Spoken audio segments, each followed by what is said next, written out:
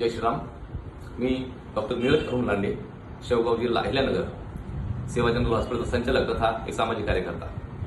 आपणा सर्वांस नम्र आवाहन करतो की संपूर्ण हिंदुस्थानचा आदिदैवत छत्रपती शिवाजी महाराज यांच्या साहसाने, यांच्या पराक्रमाने पतित पावन झालेल्या अशा शेकडो गड किल्ल्यांपैकी 12 गड किल्ल्यांचा समावेश युनेस्को यांनी 12 गड किल्ल्यांचा समावेश जागतिक पर्यटन स्थळ किंवा जागतिक वारसा या यादीमध्ये समावेश केलेला आहे.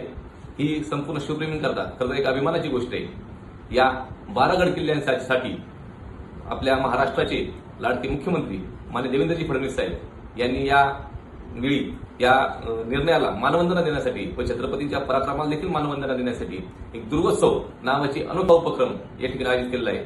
खरं तर महाराष्ट्रातील संपूर्ण शिवभक्त याच्यामध्ये सहभागी होऊ शकतात. या ठिकाणी या 12 ज्या जागतिक वारसा म्हणून ज्या किल्ल्यांचा समावेश करण्यात आलेला आहे, अशा किल्ल्यांपैकी कुठल्याही एका किल्ल्याची प्रतिकृती आपण आपल्या घरी गड म्हणून तयार करायची आहे. याचं फोटो आपण durgotsav.com www.durgotsav.com या वेबसाईटवर अपलोड करायचं आहे. हे अपलोड केल्यानंतर या ठिकाणी माननीय मुख्यमंत्री देवेंद्रजी फडणवीस साहेब यांच्या सहीचं एक पत्र आपल्याला मिळणार आहे. तसेच एक प्रशस्तीपत्र देखील आपल्याला मिळणार आहे.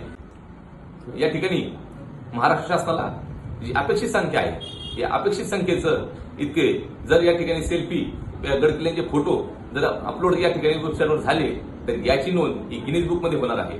आणि या सर्व उपक्रम हा मान्य देवेंद्रजी फडणवीस साहेब यांच्या संकल्पनेतून अमृत महामंडळ ही संस्था नेटाने करते आहे.